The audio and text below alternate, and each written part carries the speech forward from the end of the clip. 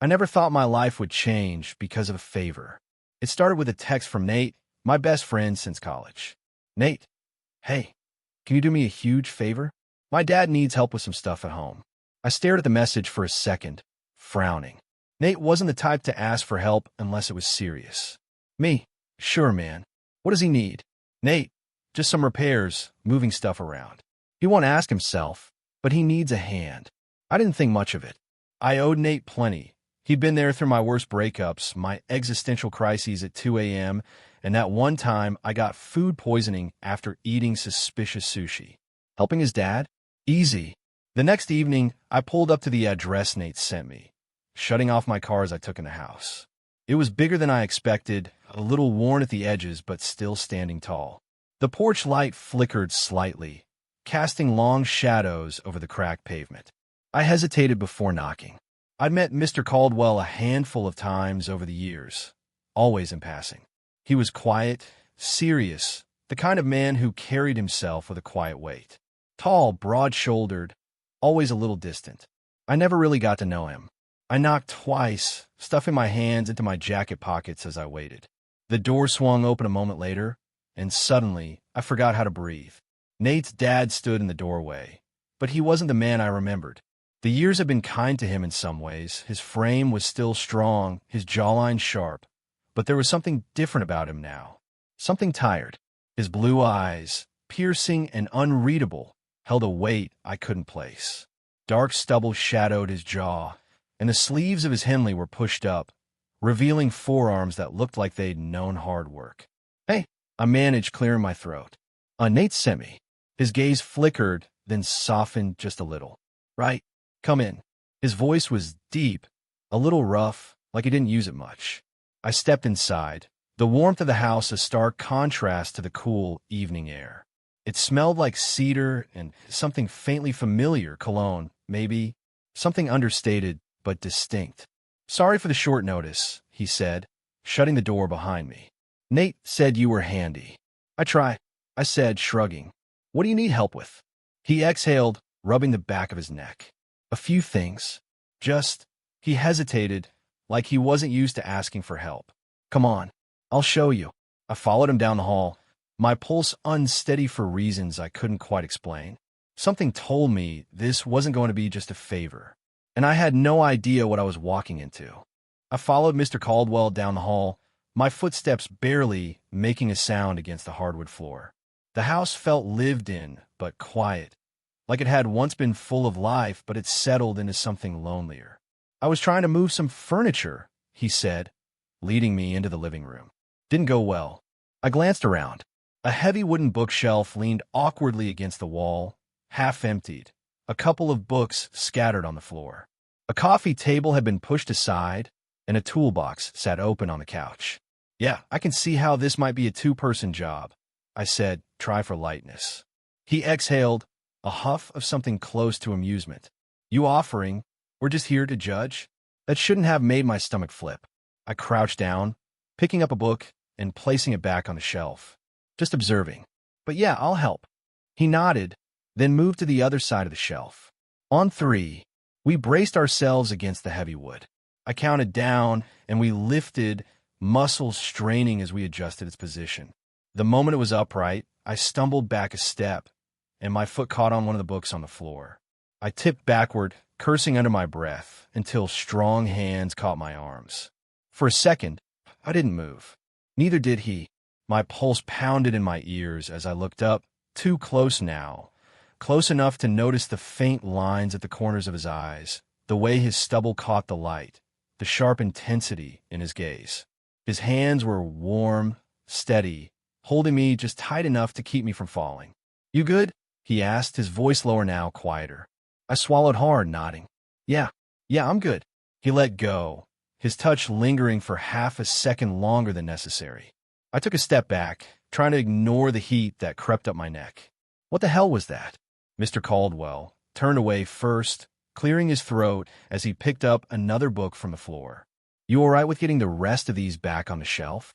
Yeah, I said quickly, grabbing a couple myself. Anything to keep my hands busy. Anything to stop thinking about the way he just held me. For a few minutes, we worked in silence, placing books back where they belonged.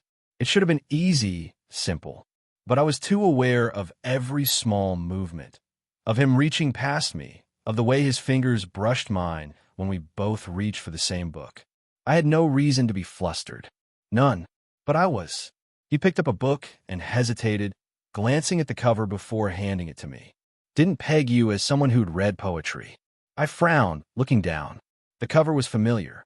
Pablo Neruda, Love Poems. Oh, right. That was mine. I let out an awkward laugh, rubbing the back of my neck. Yeah, those are mine. Must have left them here when I was over with Nate once. He didn't say anything else, but something in his gaze was knowing. I was hyper-aware of him again, of the quiet between us, of the fact that I hadn't stopped thinking about the way it had felt when he caught me. This was stupid. He was Nate's dad.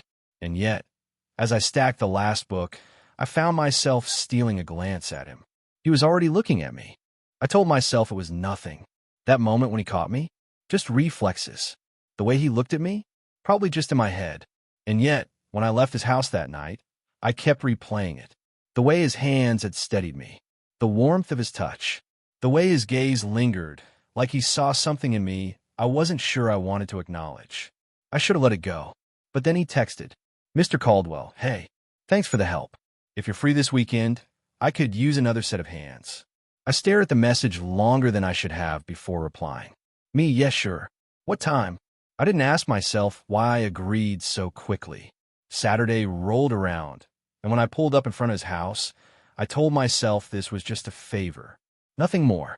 The door was already open when I stepped onto the porch, and Mr. Caldwell, Ethan, I reminded myself, was leaning against the frame, arms crossed. He was in a dark gray Henley again, sleeves pushed up like last time, and for some reason, that small detail stuck with me. "Punctual," he said, smirking slightly. Surprised, I shot back, stepping inside. A little. There was a looseness in his voice today, something less guarded. I liked it more than I should.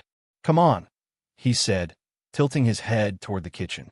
I followed, taking in the space as I walked. The house felt different now, less empty. Maybe because I was noticing details I hadn't before. The worn-in leather couch. The framed photos on the mantel, most of them of Nate as a kid. A single mug left in the sink, like someone had meant to wash it but got distracted. The small signs of a life lived alone. I pushed the thought away. "All right," Ethan said, opening a cabinet and pulling out a roll of duct tape. "I need a second opinion." I raised a brow. "On." He gestured to the table, where a set of kitchen chairs sat in varying states of repair. "I bought these online. They're less sturdy than advertised." I pressed a hand on one, testing the wobble. "Yeah, that's not great, right?" He leaned a hip against the counter, watching me. "So what do you think? Fix them, or throw them out and pretend they never existed?" I grinned. "You're not the type to give up that easily." That made him pause, just for a second. Then he shook his head, amused. "You got me figured out already?" I shrugged, grabbing the roll of tape from his hands. "Give me a screwdriver and we'll see." We spent the next hour fixing the chairs, or trying to. The more we worked, the easier the conversation became. I learned that he used to build furniture in his spare time, but hadn't done it in years. That he hated coffee, but drank it anyway. That he used to travel before Nate was born, but now he barely left the city. And I told him things too. Things I didn't usually share with people I barely knew. How I was between jobs, trying to figure out what came next. How I'd always wanted to move somewhere new, but something kept holding me back. How I used to write once before life got in the way. Somewhere in the middle of tightening a loose screw, he said, "You should start again." I glanced up. "What?" "Writing," he said, watching me carefully. "You talk about it like you miss it." I swallowed, caught off guard by how easily he'd seen through me. "Yeah, well, wanting and doing are two different things." He considered that. Then, after a beat, he said, "Maybe, but you don't seem like someone who quits things, either." There was again. The way he saw me, like I was something worth figuring out. I had to look away, focusing on the chair in front of me. "You're really throwing my own words back at me, huh?" He smirked. Maybe. It was too easy, this back and forth. Too natural. And I was starting to realize that maybe I didn't mind. Over the next few weeks, the visits became more frequent. At first, It was just about fixing things. His house needed more work than I expected, and I kept finding excuses to come back. But then it became something else. Some nights, we sat on the porch after finishing a project, drinking cheap beer and talking about nothing. Other times, we cooked dinner together, neither of us acknowledging how domestic it felt. And the tension built in the quiet moments. The times our hands brushed when reaching for the same tool. The way I caught him looking at me when he thought I wasn't paying attention. The warmth in his voice when he said my name. I wasn't stupid. I knew what was happening. And still, I told myself I was imagining it. But then one night, something shifted. We had just finished putting together a new bookshelf in his study, and I was sitting on the floor, flipping through an old book while he stacked the shelves. "This one's yours," he said suddenly, holding out a book. I looked up, and there it was again. Pablo Neruda, Love Poems. I huffed a quiet laugh, taking it from him. Guess I really did leave this here. He didn't move right away, didn't step back, and when I glanced up, his gaze was unreadable, but intense. For a second, I swore he was about to say something, do something, but then he cleared his throat, stepping away. "It's late," he said, voice a little rougher than before. "You should probably head home." Disappointment curled in my chest, unexpected and unwelcome. I forced a nod, standing up. "Yeah, you're probably right." I grabbed my jacket, hesitating in the doorway. "See you later?" A pause. Then, softer than before, almost hesitant, he said, "Yeah, see you." I stepped outside, the cool night air hitting my skin. And for the first time, I let myself admit it. This wasn't just a favor anymore, and I had no idea what that meant. I should have known it wouldn't stay simple. The more time I spent at Ethan's house, the harder it got to pretend. Pretend that nothing had changed. Pretend that I wasn't noticing the way his eyes softened when I talked, or the way his voice took on a quieter, rougher edge when he said my name. Pretend I wasn't feeling something I had no business feeling. But I kept going back anyway. Until one night, everything cracked. It was late. Later than usual. I had stayed after dinner, helping him with something in the garage. The work was done, but neither of us had moved to leave. Instead, we sat on the back porch, the night air cool against my skin. He had a beer in his hand, but he wasn't drinking it, just turning the bottle slowly between his fingers, eyes distant. I watched him, debating whether to say something. He seemed lost in thought, and Ethan wasn't the type to talk just to fill the silence. Still, something about the quiet between us felt heavier than usual. "You all right?" I asked finally, his fingers stilled on the bottle. Then, after a long pause, he exhaled. "Nate's coming home this weekend." I blinked. Oh, that shouldn't have meant anything. And yet, something about the way he said it made my chest tighten. I forced a smile. "That's good, right? Haven't seen him in a while." "Yeah," Ethan said, but his voice was distant. He took a sip of beer, then set it down beside him. "He doesn't know you've been helping out." I frowned. "Why wouldn't you tell him?" He hesitated. His jaw tightened, like he was weighing his words. And then he looked at me, really looked at me. A slow, measured glance that sent something sharp and electric through my ribs. And that's when I knew. This wasn't just in my head. He felt it too. The tension between us wasn't one-sided. The way I caught him staring, the way his voice changed when we were alone, it wasn't just me imagining things. But knowing that didn't make it easier. It made it worse. Because if we both knew, then we both knew this was dangerous. I swallowed hard, my voice quieter now. "Are you?" I hesitated, pulse unsteady. "Are you worried about what he'll think?" His eyes flickered, something unreadable passing through them. "Wouldn't you be?" I didn't answer right away. Because I wasn't sure. Because I hadn't let myself think that far ahead. It had been easy to pretend this was just something, a weird, unspoken connection. A quiet thing that lived in the space between us, never acknowledged, never acted on. But if we said out loud, if we admitted what was happening, then we have to deal with it. And I wasn't sure I was ready. I exhaled, rubbing the back of my neck. "I don't know," I admitted. "I haven't exactly thought this through." Ethan let out a humorless chuckle. "Yeah," he muttered. "Me neither." Silence stretched between us again. But this time, it wasn't comfortable. It was full of everything we weren't saying. I wanted to tell him it didn't matter, that we were both adults, that Nate didn't have to know everything. But that wasn't the point. The point was that we had let something happen that we weren't ready for. And now we had to figure out what the hell to do about it. Ethan ran a hand over his face, then stood abruptly, grabbing his empty beer bottle. "It's late," he said, voice tight. "You should head home." That hurt more than I expected. I stood slowly nodding. "Yeah, probably." I stepped past him, heading toward the door. But before I left, I hesitated. I glanced over my shoulder, searching his face for something, anything. But his expression was unreadable. Guarded again. Like the walls he had slowly let down over the past few weeks had suddenly slammed back into place. I wanted to say something, but I didn't. Instead, I just nodded once, then stepped outside. And as I walked to my car, something heavy settled in my chest. Because I knew this was the beginning of the end. I tried to stay away. After that night on the porch, I told myself it was for the best. That whatever had been building between us had been a mistake, and now we were both smart enough to leave it alone. But avoiding Ethan was easier in theory than in practice. Because 3 days later, Nate called. "Dude, where have you been?" he asked, voice crackling through the phone. "My dad said you've been helping out, but now you've just disappeared?" I forced a laugh. "I've been busy." "Uh-huh." He didn't sound convinced. "Well, you should come over. I'm home all weekend, and honestly, my dad's been acting weird. Like, weirder than usual." Something in my stomach twisted. I almost said no. Almost made an excuse. But against my better judgment, I found myself standing in front of Ethan's door that evening, my heart pounding harder than it should have been. Nate answered, grinning as he pulled me into a quick hug. Finally, I was about to file a missing persons report. I rolled my eyes. "You're dramatic," he snorted, leading me inside. "Yeah, well, it's been a minute. Come on, let's get a drink." But I wasn't listening anymore, because Ethan was standing in the kitchen, and when our eyes met, the entire room seemed to shift. It lasted less than a second.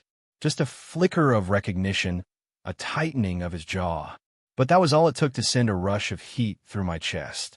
I told myself I was prepared for this, that I wouldn't let it get to me.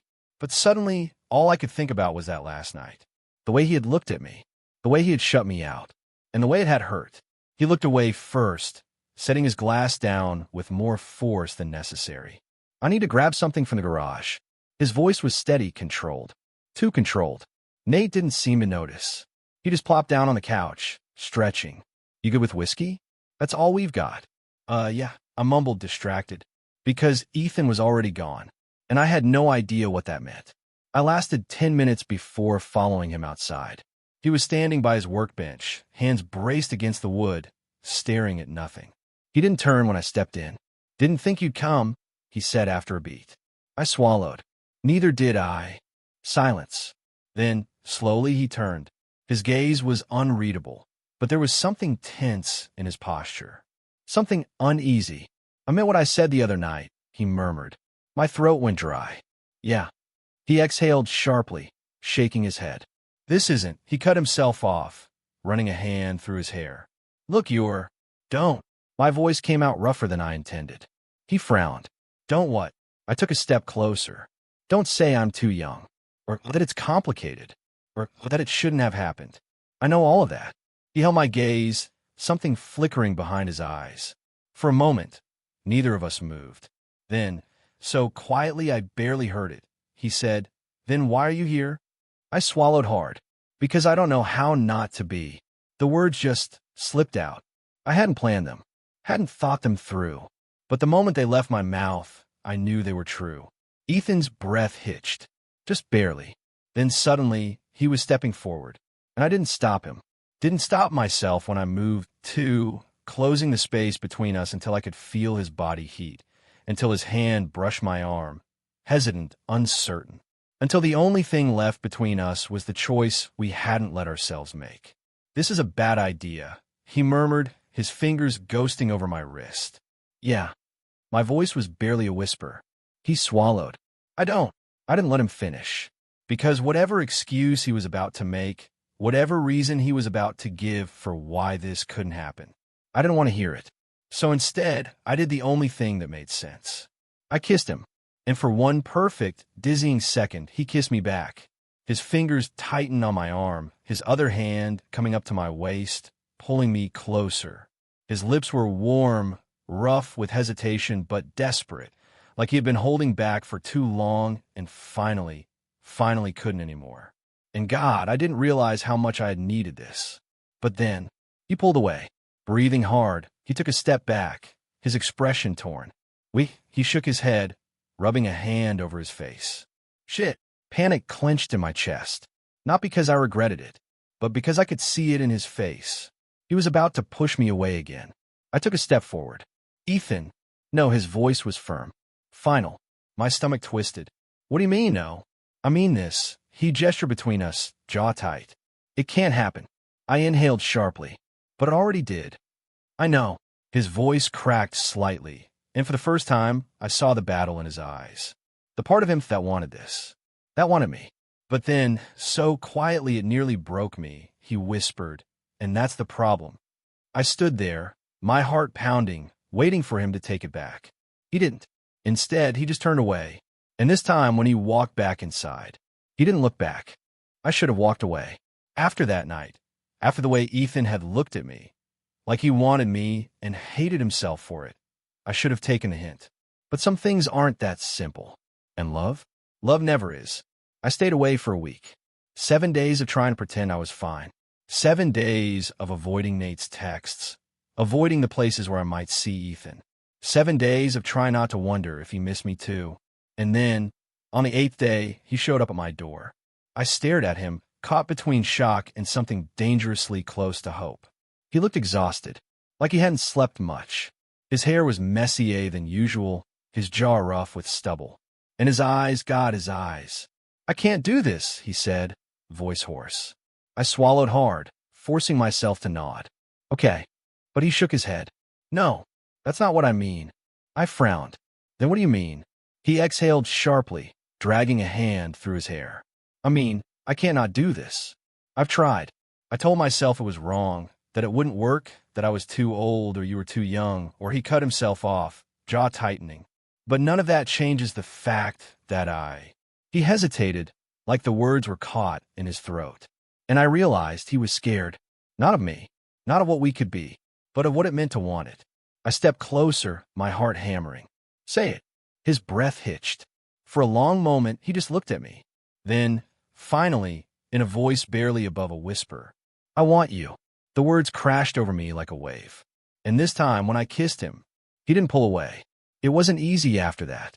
Loving Ethan meant breaking through his walls, proving to him, again and again, that I wasn't going anywhere. It meant late-night talks on his porch, quiet confessions over coffee, stolen moments where we still couldn't believe this was real. It meant trust. But the thing about love? Once you let yourself have it, really have it, there's no going back. So when Nate eventually found out, because of course he did, we braced for the fallout. But instead of anger, all he did was sigh, rub his temples, and mutter, well, that explains a lot. And that was it. No dramatic shouting, no ultimatums. Just quiet acceptance. Because sometimes the hardest battles are the ones we fight with ourselves. And sometimes, if we're lucky, love wins anyway. The first time Ethan reached for my hand in public, it wasn't some grand declaration. No fireworks, no dramatic speeches. Just a quiet moment. A choice. And as our fingers laced together, warm and steady, I knew we had already won.